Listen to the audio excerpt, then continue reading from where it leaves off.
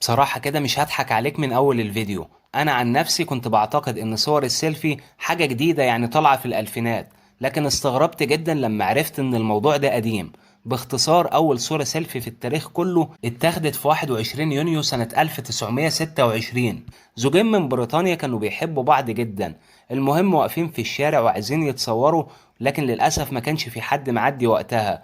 فالزوج جت في باله فكرة مجنونة إن هو يعني يربط عصاية في الكاميرا ويتصور بيها مع زوجته. وبالفعل الفكرة كانت نجحت معاهم، وكان ليها ضجة كبيرة في المجتمع البريطاني وقتها، لدرجة إن ناس كتير من اللي عجبتهم الفكرة دي بدأوا يقلدوها زي ما هي عند التصوير. مش بس كده، ده كمان عملوا لها عيد اسمه عيد السيلفي، بيحتفل بيه المجتمع الأوروبي لحد يومنا النهاردة في 21 يونيو من كل سنة. نسيت أقولك إن الصورة دي نشرها على النت حفيد الزوجين، وده شاب اسمه ألان كليفر بيعيش في إنجلترا. وقال: انا عثرت على الصورة وانا بقلب في الذكريات القديمة، وكان مكتوب على الالبوم عائلة هوجز. كمان جدي اللي في الصورة ده واحد من اشهر عازفين البيانو في الافلام الصامتة. ويا سلام لو كان اخد براءة استخدام لطريقة التصوير دي، كان زمانه حوش فلوس كتير قوي منها. بجد انا فخور بجدي كل ما بشوف صورته.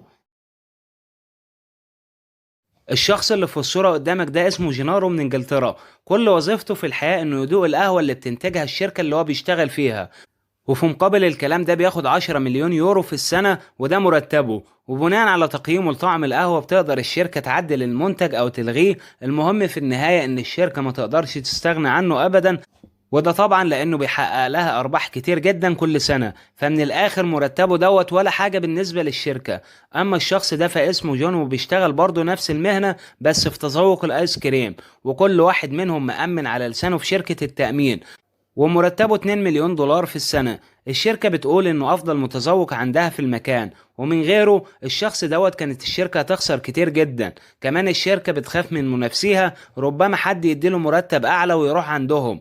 ودايما جون بيتناول الايس كريم بمعلقة ذهب علشان يقدر يفصل ما بين الطعم والتاني.